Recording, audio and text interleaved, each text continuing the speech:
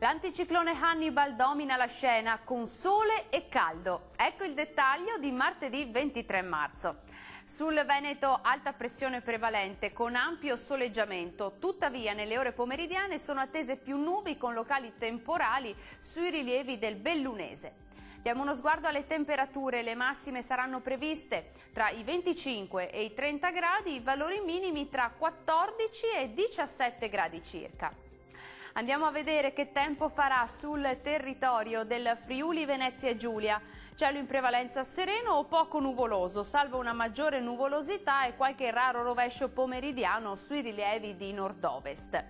Temperature massime tra i 25 e i 28 gradi, valori minimi tra 15 e 16 gradi circa. Raggiungiamo infine il Trentino Alto Adige. Qui avremo cieli nuvolosi con locali rovesci e temporali pomeridiani sulle estreme aree settentrionali dell'Alto Adige. Prevale un ampio soleggiamento invece sul resto della regione. Temperature massime tra i 28 e i 30 gradi, i valori minimi intorno ai 13 gradi circa.